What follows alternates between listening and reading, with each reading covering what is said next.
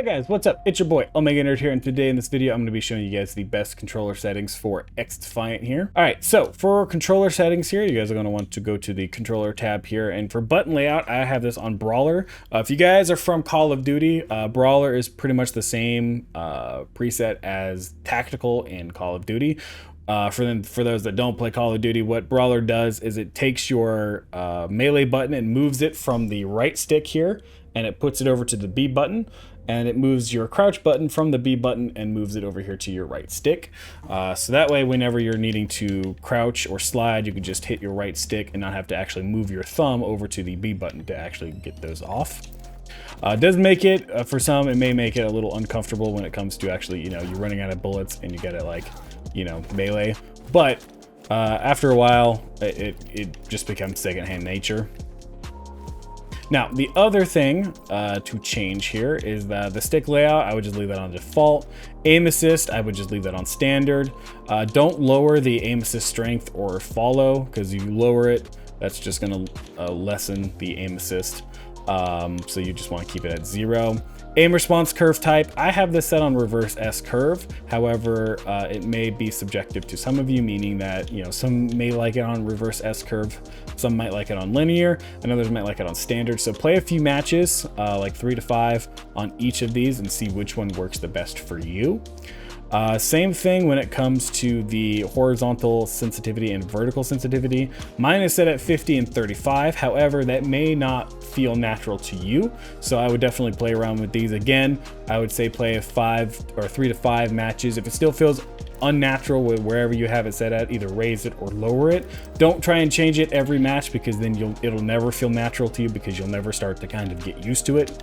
So I would just say like 3 to 5 is probably like best practice in terms of, that's enough play time to kind of get a feel for it. But if it's still not clicking with you, then I would definitely change it after those 3 to 5 matches. Now for controller aim, look sensitivity factor, and scope look, I just have this on 0.55x for the look, and for the scope look, I have this on 0.75.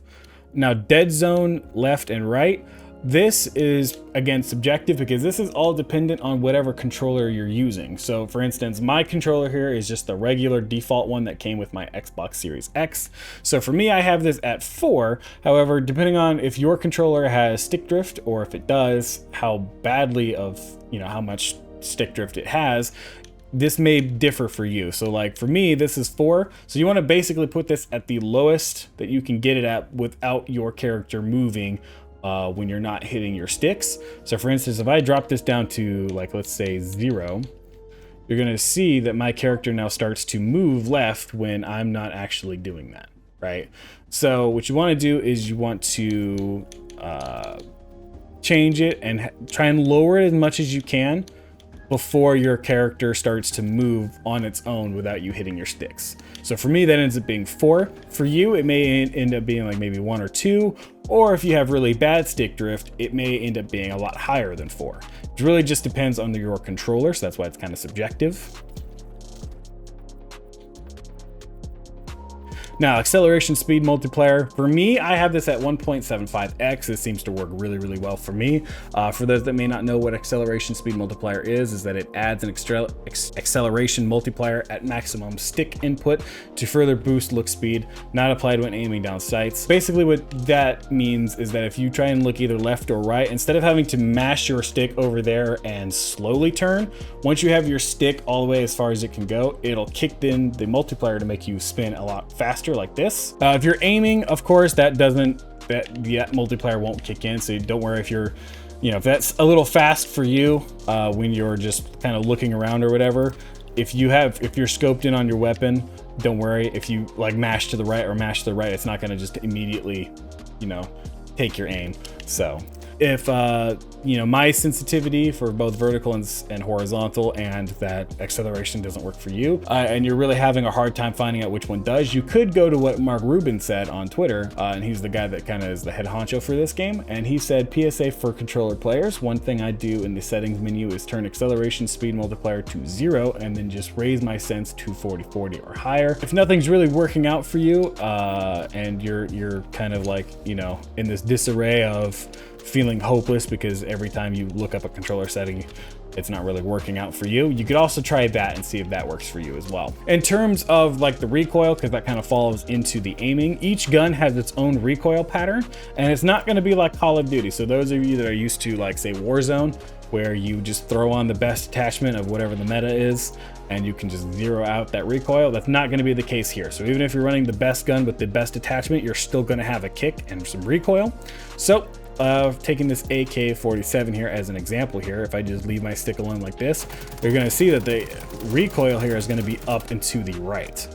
And it's going to be like that every time. So if I align it back up, you see that's pretty much going to be in that same spot every time. So for this gun right here, that's the recoil pattern. Now, what you can do is you can take that and say, if you were in a gunfight, knowing that it's going to go up and to the right, instead of using your stick to aim with to fight that, what you could do is move the stick that controls your character in the opposite direction of where your recoil is going. So like, again, this gun is up and to the right. So what I want to go is go left, or is going to go down and left. And that's going to kind of zero out that recoil to kind of stabilize it a bit, right? And the benefits of doing it that way is that A, you are moving, so it's going to make you a little bit of a harder target to hit, meaning that you'll survive more of your gunfights, and B, you'll be more accurate with your shots, meaning you'll kill your enemies a lot faster than maybe, say, they could kill you. Now, it may take some time to get used to doing that, and again, depending on the gun you're running, you may have to change it up a little bit, because again, I don't think any of the guns are going to be the same as the AK-47 in terms of the recoil pattern. So depending on what gun you're using and what the recoil pattern is, you may need to change it up a little bit, but essentially that's what you want to do. Now, the TTK, because let's talk about that here, because a lot of people are saying that this game doesn't really feel that responsive when you're shooting people. So the TTK, for those of you that are coming from Call of Duty, so if you're coming from Call of Duty, especially like Modern Warfare 2 or subvertly Modern Warfare 3, it's going to be a lot slower than those games, because in the modern day Call of Duty, they like to coddle to the what I like to call Timmy no thumbs. So that's why the time to kill is super quick. This game, it's not set up that way, so the time to kill is a little lower. So if you see here, so if I shoot him dead center, it's going to take about 9 to 10 shots before he actually goes down. Whereas if I shoot for the head, it's going to take about 5 of those instead of that 9 or 10. So in this game, it's going to be pretty much dependent on if you want to kill your enemies really, really quick and save your ammo as much as possible, you're going to want to shoot for the head. And that's confirmed by Mark Rubin's tweet here that he put out yesterday, saying that the best PSA he can give that is also insanely important is hit those headshots. Headshots are super powerful in this game. They change the TTK so much. Takes practice, but that's what this game is all about. It wants you to get better. In short, make sure you're aiming for the head. If you aim for the head and get those headshots, you'll kill your enemies a lot faster, meaning that you can move on to your next target, survive your gunfights more often. So yeah, that's going to pretty much cover it in today's video. If you guys enjoyed this video, make sure to smash that like button. If you guys are new to the channel, make sure you subscribe so that way you guys stay up to date whenever I post new Call of Duty videos or Xdefiant videos. And I'll catch you guys in the next one.